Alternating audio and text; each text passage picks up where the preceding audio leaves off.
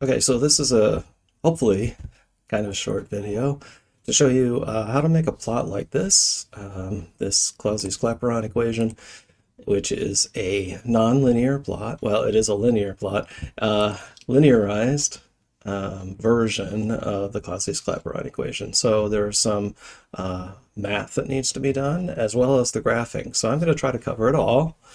And there might be some nice pointers here for how to make nice graphs, and also how to get the correct answer from the data. So what this shows is that the Clausius-Clapeyron equation can be written as a function of natural log of the vapor pressure versus 1 over the absolute temperature. When you do that, the slope is going to equal negative delta H Vap over R. And that's because you are plotting natural log of the vapor pressure, negative delta H over R times 1 over T plus a constant. Okay, so this constant doesn't really matter what it is. I'll just put C for constant. All right, so what does that mean? That means that we have Y, this is the slope M,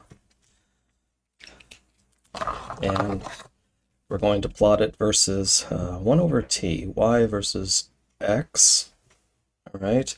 And then we have some constant, like I said. So this is Y equals mx plus a constant, B, I guess is what we usually call it in when you're learning algebra, right? So Y is our natural log of P, and X is 1 over T, the absolute temperature T, which then will give you a slope that is equal to negative delta H Vap over R. So if the slope is equal to negative delta H Vap over R, then the enthalpy of vaporization is negative m, the slope, times r. R is the ideal gas constant. It's 8.314, like it says there, joules per mole. Kelvin, okay? All right, so let's take a look at how we make this graph. Go ahead and erase this, and we'll talk about it some more as we're doing the equation. But remember, we have to plot natural log of the pressure versus 1 over the temperature. Now let's look at an example problem. The example problem from the book is example 11.4, using the Clausius-Clapeyron equation to determine the heat of vaporization, or the enthalpy of vaporization, from experimental measurements. So they give you the vapor pressure of dichloromethane at various temperatures. And what I'm going to do in this video is show you how to analyze this data using Google Sheets, okay? And I'll make another one maybe with Excel that there's slight subtle differences, but it should be about the same. So when you measure the vapor pressure versus temperature, this is the data that we get, okay? So the data here are already in Kelvin, which is nice because I don't have to now convert to Kelvin, but it's not too hard to convert to Kelvin. Remember that Kelvin is Celsius plus 273. Vapor pressure can be in any units as long as they're all measured in the same units. In this case, we're measuring it in torr, which is millimeters of mercury. 760 torr is 1 atmosphere, the atmospheric pressure that we feel on Earth. So what I'm going to do is go ahead and put this into a Google Sheets first to get started. And what that's going to entail, first I'm just going to go ahead and put in the numbers, and then I'll zoom in and show you how I'm going to analyze this data. I'm going to actually move down a little bit so I have room for headings and stuff, and I'll just start typing in the data. Okay, so you'll notice that the temperatures increase by 20 Kelvin, and it's evenly spaced. So that makes things a little bit easier because I can actually allow Google Sheets to fill in some of those for me. So let me show you now. I want to go from 200 to 300 Kelvin by 20s. Okay, so let's zoom in really quick here, and you'll see that if I select the first two here, I have 200 and 220. Google Sheets is smart enough to know that I want to go by 20, and if I go 240, 60, 80, 300, it should fill it all in for me. So let me show you that again. What I did was I selected the first two, and then when you notice that when I move the cursor over that little box there, it becomes a plus sign. All right, when it's a plus sign, I can click and drag, and I'll drag down to when it would be 300. All right, so let's go back then, and let's see, I need to make this a little bit smaller again so I can see that data. All right, so I've got 0.8, 4.5, 21, 71. Sometimes you just have to put it in by hand. There's not much you can do about it. This is real data. If we were to capture this using one of our instruments in the lab, we might be able to import the text if there's a lot of them. Right now there's only 6 points, so that's not too hard to type. All right, so I've got the points in there. Let's go ahead and make this big so that you can follow along what I'm doing. All right, I think it's always nice, and it actually helps the spreadsheet a little bit to have headings here first, so that you remember what you've done and what these are, and also so that you can so that the graph comes out nice and pretty when you do the spreadsheet. All right, or when you do the graph. Sorry. So this is temperature. Let's spell it correctly. Temperature in Kelvin. So go ahead and put the units there too. Over here is vapor pressure. I'm going to say Pvap. Doing subscripts is kind of difficult in Sheets and in Excel. It can be done, but just put it in lowercase, and that's probably fine. This is in Tor. I want to point out that your book and lots of books have the incorrect term or symbol for Tor. It's actually capital T-O-R-R. So here's what we have for our data. Now, typically what I like to do is just kind of take a look and see what it looks like, all right? Just to get a feel for what the data look like. So if I select that data, then I can do insert, and I'm going to insert a chart. Google Sheets is smart enough to think about what sort of chart I want and see that this looks like scatter data. It also realizes that my first row here is a header row, and it takes those and puts those as my axes labels, and also see, as a title, gives me a preliminary title so that I have a title, which all of these things I really like as a scientist. All right, so I'm gonna maybe make this a little bit smaller so you can see the whole thing. So let me just see if I can get that to fit. There we go. Now you can see the x-axis title that popped up, temperature in Kelvin, and I've got Pvap in Tor. And it actually tells me Pvap in Tor versus temperature in Kelvin. And it made it a scatter plot, which by default is just the dots. And whenever you make a plot in the sciences, almost always you're going to do a scatter plot. And when you do a scatter plot of data, you do not connect the dots, because if you connect the dots, then you're implying that values in between are known, but they're not. So this just kind of shows me this is a way of investigating the data. I could add a line if it's kind of hard to see. Here it actually gives you a preview, so you can kind of see what it's going to look like. If I do have a line instead of markers, you see that there's little kinks in it. And of course it should be a smooth curve, but this kind of helps you find the dots, and you notice that it's rising exponentially. And that shouldn't come as a surprise, because that's what happens. All right, the vapor pressure of a substance will increase exponentially as the temperature in Kelvin changes. All right, and that's given by the Clausius-Clapeyron relationship. Now, this is not how we have to analyze the data, though, right? We have to instead look at the natural log of the vapor pressure versus 1 over the temperature. So what I'm going to do is make a new set of data here that is going to hold where those values. So, and I'm going to start with the header. This is going to be my 1 over T column, and the units for that is going to be 1 over Kelvin. All right, so 1 over Kelvin. And then I'm going to have a natural log of Pvap in Tor.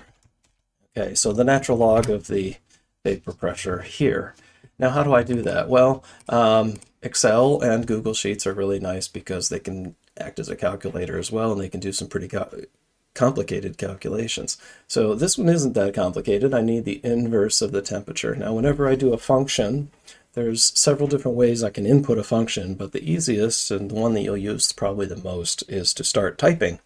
And you'll say it equals. All right, so if you want it to do a calculation, it has to start with that, okay? It has to start with the equals symbol. So I say it equals 1, and then divided by is the slash, all right? So that's a forward slash, which is near the shift, the right shift key usually.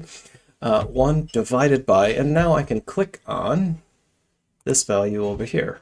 Or I could use the mouse to also move around and choose different values, okay? Once I have it where I want, that's the entire equation that I want. You notice that it filled in 1 divided by B3. This is B3. And it actually gives me a preview of what it is. It's 0.005, which also makes sense because 1 over 200 is 0.005. Okay. Once I have the equation the way I want, I'm just going to push enter. And it fills that in, and I notice that it says 0.005. If I just select that cell, you see that it puts the formula in the formula box up here so I can see what's in there. Also, if I double click this, it would let me edit within the box. All right, so I'm going to click out, and you'll see that it's 0.005. Now, I could also put in an equation here, 1 divided by B4, right? I'm actually going to let Google Sheets copy that for me in just a minute because I could copy both of these at the same time.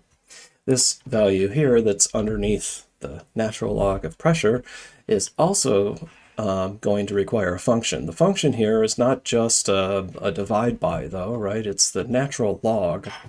Now, most of the functions have names that are similar to the mathematical function, in this case, natural log, ln. So in this case, Google Sheets does use the function ln to indicate that it is the natural log. So you say equals, and then if you start typing with letters, it gives you options, and you can choose any of these. All right, so if you've forgotten what the function is, you can start typing, and hopefully it'll pop up and you'll remember. So this is the logarithm of a number base e, Euler's number, and that's what I need, the natural log. So it's ln, and then all functions in Excel and Google Sheets have parentheses around the arguments. So I need an open parentheses.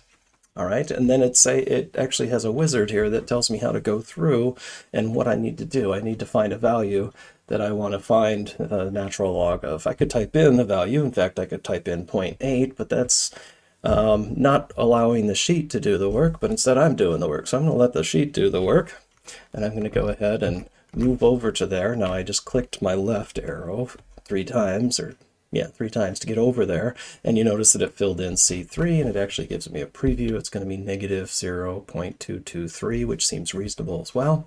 It's a number that is less than 1. So, and that's the function that I want. So end parentheses and enter.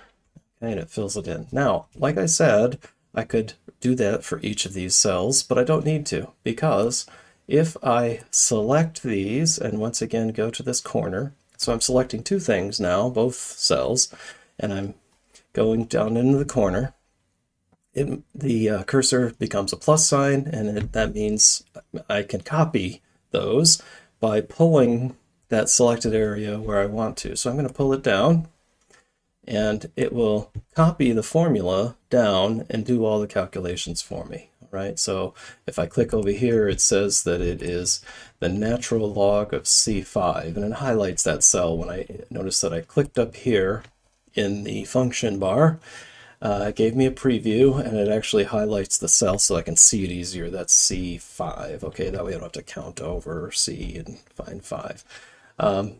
So the natural log of 21 is 3.0445. All right. At this point, I notice that the data here have a lot of digits, and these don't.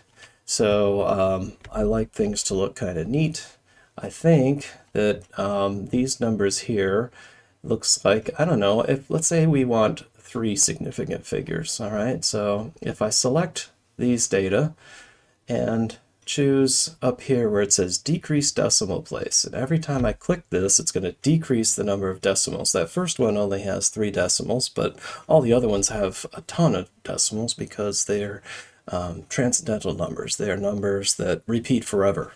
All right, so I'm going to go ahead and start rounding that off, and I'll click, and you notice that it clicks to the lowest number. So now I have to increase it back. So I'm going to go back over to here and increase the decimal until I get 3 significant figures in these. So something like that. It looks nice. I can kind of see that the values are steadily decreasing. So that's pretty nice. Over here, I also want to change the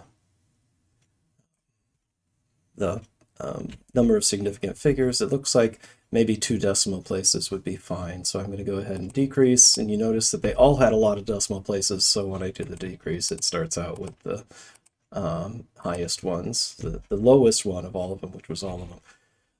And I think 3 is probably fine, 3 significant figures for that too. All right. So now I want to plot this on my y-axis and this on my x-axis. I want to have natural log on my y-axis and 1 over t on the x-axis. Now, I forgot to mention that when you do these plots, you should set up your columns so that they are x and then y. All right. So let's take a look. If I select this down here, what I can do, actually, before I do that in Google Sheets, it's kind of nice. You select the data that you want to change this plot to. I'm going to reuse this plot. It looks just fine, and I'm not going to need, but I'm not going to need this type of plot. I'm going to need instead to plot the data that I've highlighted here. So I'll go ahead and highlight it, and then if I double click on this or right click on it, usually I like to right click, and down here it says data range. So I'm going to choose a different data range, and that gives me the menus over here. And if I go to data range, so right now it's plotting B2 to C8. So that's this over here, and I want it to be E2 to F8. All right, so I could type it here, or I could have it do it a little more graphically, I guess. I don't know. So I can select a range here. I can actually add another range so that I have 2 graphs on one. In fact, you'll have to do that for the lab because you'll plot both data on the same graph.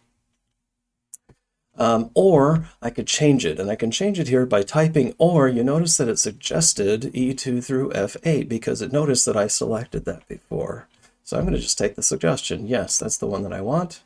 And I say OK, and it updates it, and there it is. All right, so now it's the straight line that we should see. The 0 is kind of in the middle of the graph, but that's okay. And it automatically made it look kind of nice.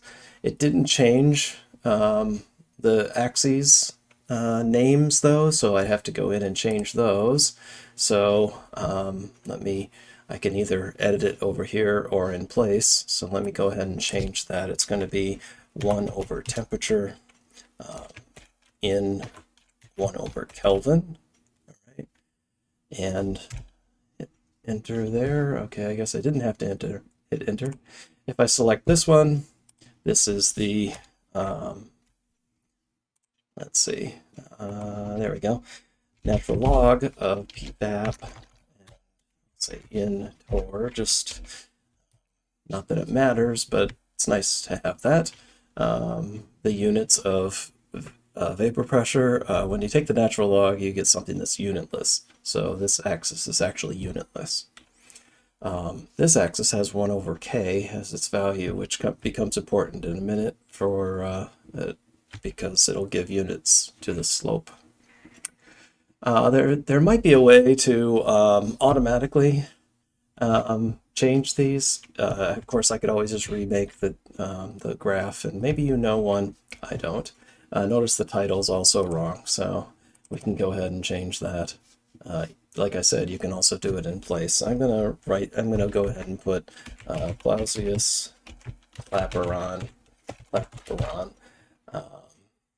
plot for dichloromethane. Okay, so it's example 11.4. I could put that or something too, but there we go. That's pretty nice. Okay, so I have a pretty nice chart now. But what I need is the slope. Okay, so before I show you how I would get the slope, I'm going to show you the easiest way to get the slope, which is to add a trend line to this. All right, so if I click on the data, notice that the customize, the chart editor customize opens up to where the data are, and down here there's something called trend line. Also, if I right click on the data, I can let's see, maybe it's off the bottom. I don't know, maybe it's here. Series, legend, axis, chart area, data range. Okay, well, it's not, I don't see it. Maybe it's here. No, anyway. In Excel, you can right click and add a trend line, but I guess in Google Sheets, you have to go into the chart editor over here. So trend line, what does that mean? It's going to do a nonlinear least squares fit. It's going to give me the straight line fit to these data. The default is a straight line, linear. There's other ones you can choose, and we may have to do those later on in the semester, but usually a lot of things we'll do are linear. You notice that it went ahead and made it the same color as the dots, which is just fine. I could change some other things about it to make it look nicer if I wanted to. I usually want a label, and that's because I want to see the equation. Okay, so it put the label up in a legend, which is something that's a little bit different than Excel as well, but there it is. So that label says that this line is y equals negative 3,773 times x plus 18.7. All right, so I don't really care about the intercept, but that slope I do need, right? I need that slope in order to figure out what the heat of vaporization is. All right. So that's fine, and that gives you the number, and you could actually use that number for your calculation, which is also fine. But while I have a Google Sheets open, why not use a function to find the slope, and then use the Google Sheets to do the math for me as well. So let me show you how to do that. The chart looks pretty nice. I'm going to go ahead and close the chart editor, and then over here, I'm going to have slope m, let's put a comma. Slope m equals, okay, and then I'm going to put what the slope is. Let me just move this over a little bit. I want to make sure that we're able to see a couple more columns. Okay, so here, the slope. So it equals the slope, and what I'm going to use is the slope function. Equals slope. And once again, function, so I need open parentheses, and it says to choose data y. Now, you have to be very careful here, because the slope and several functions that we may use regarding xy data require the y values first and then the x values, all right? So it's kind of flipped from what you're normally, when you plot them, the x on the left and then y on the right. Now this box here is kind of in the way, so I'm going to click over here so that it moves out of the way, and then I'm going to select my data. There's the y's, all right? Now there's another argument, and that argument is separated from the first ones by a comma. So I just type comma. All right, I'm done with the y's. Now I'm on the x's. The x's are the inverse temperatures. That's what I want for the x's, and it actually shows you a preview of the slope there, negative 3,773, which is exactly what I have on the graph as well. So that that gives me confidence that I've done the equation correct as well. And I end parentheses and enter, and there I have the slope. Now slope has units in general. a lot of students miss this part because they're used to things in math where it's y versus x, and you get a slope that really doesn't have units because you're not talking about anything real, you're just talking about numbers. Well, these are data, and the units of slope are always y units divided by the x units, right? It's rise over run. Well, in this case, the y units are unitless, remember, because you have a natural log. Natural logs of numbers always have to be unitless. There's no units there. The units for x are 1 over Kelvin, but that's in the denominator, y divided by x, okay? So 1 over Kelvin in the denominator gives us Kelvin. So this slope is in Kelvin, and I like to put the units there to remind me that, yes, this does have units. Everything on my spreadsheets always have units. If there's units, I put the units right next to the number or in a heading on the table, okay?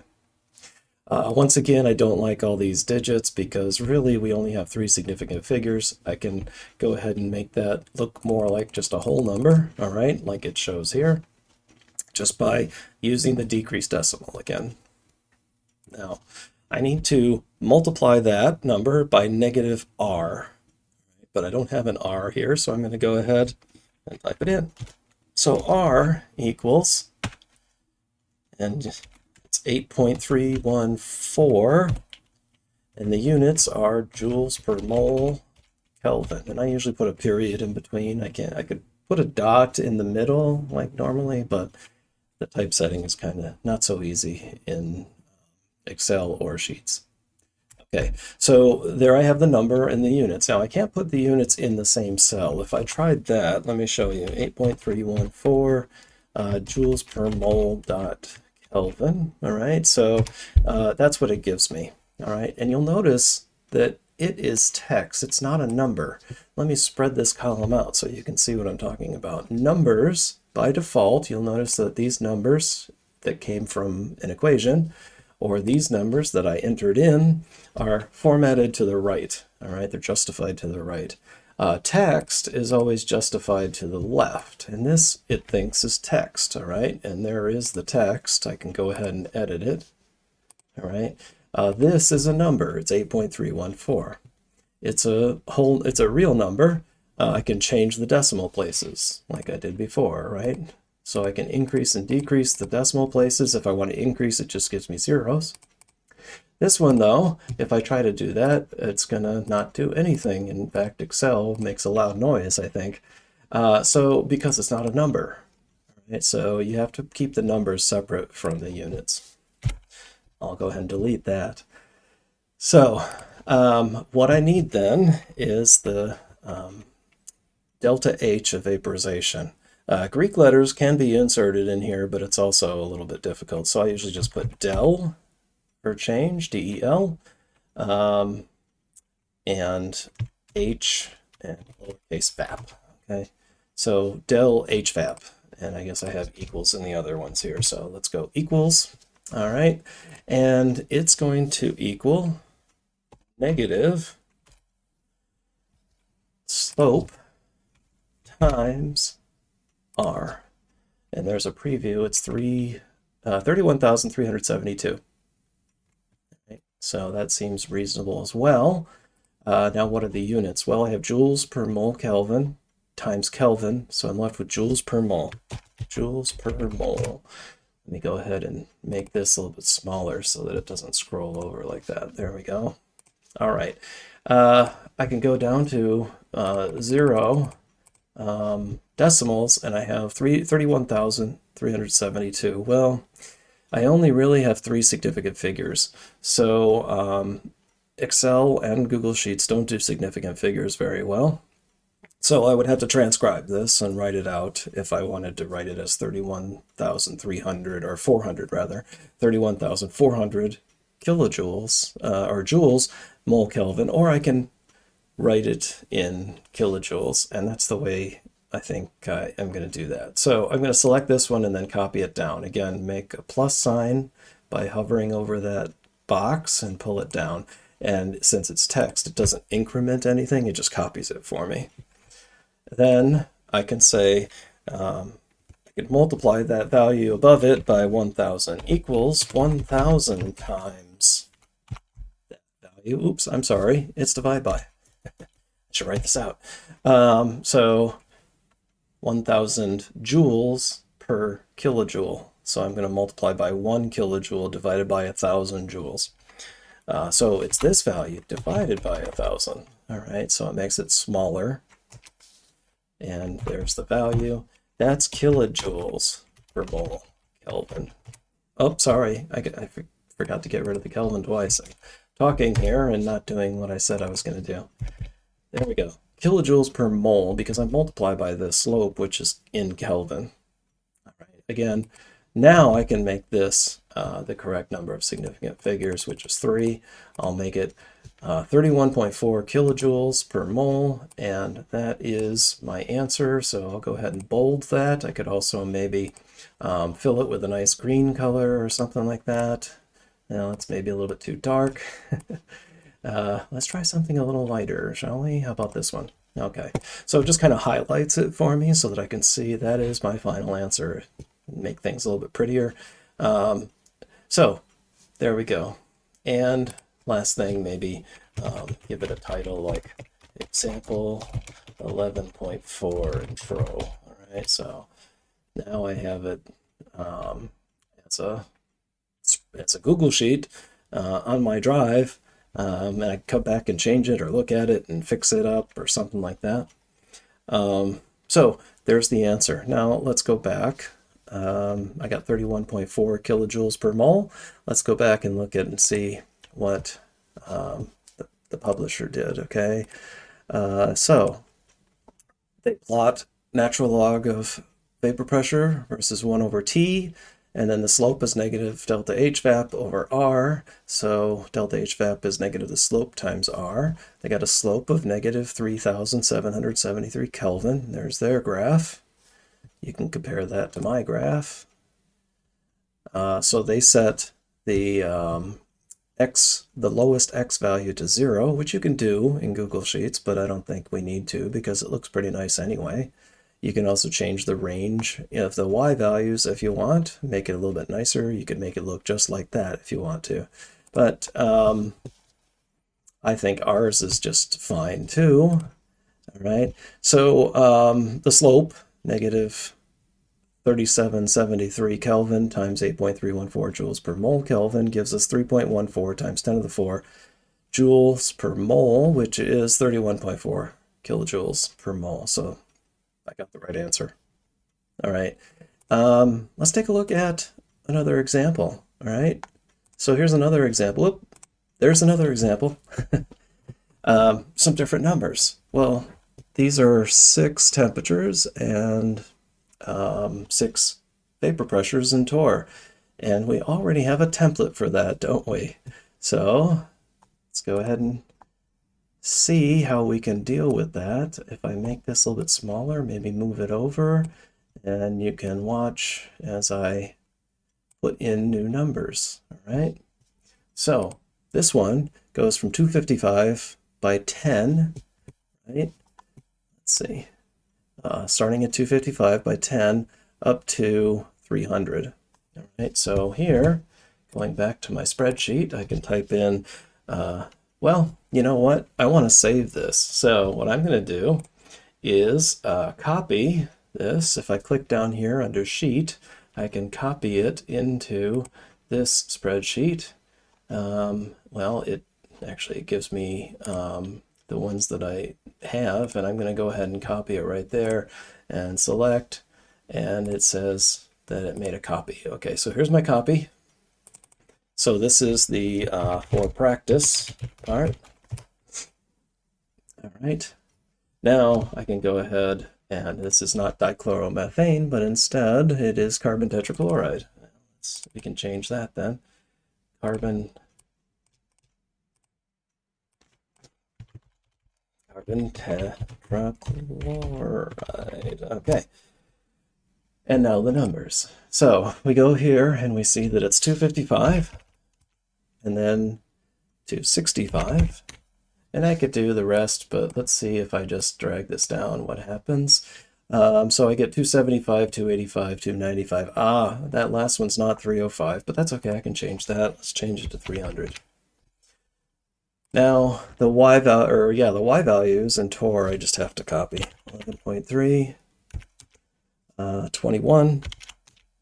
Notice that it gets rid of that 0, so if I want it there, I'll have to fix it, which I will show you in just a minute. 36.8, 61.5, 99, and 123.8. Maybe while I was doing that, you might have noticed that everything was updating, right? And that's really why this is so powerful. Now I don't have to do any other calculations. The sheet is doing all the calculations for me. Let's go ahead and make these 1/10, one decimal place, all of them. You see that the slope updated, the slope over here updated. It actually calculated 33.8 kilojoules per mole already for me. Okay, so there we go. We don't have to redo any calculations. All we had to do was put in the numbers. I changed the title so that now I have a new graph instead of my dichloromethane. There's my tetrachloride, carbon tetrachloride. It's all done for me. All right, so hopefully you got some pointers there, and you'll be using some of these techniques on maybe on some homework. They don't have to look as pretty for homework because you just put in the number, but for lab, definitely you'll be using it in lab. We'll use this sort of techniques later on in lab too. Okay, so if there was anything that wasn't clear, go ahead and watch it a couple times on YouTube, and then if you're still wondering about something, go ahead and ask me, and I will see if I can clarify something for you. So that's it.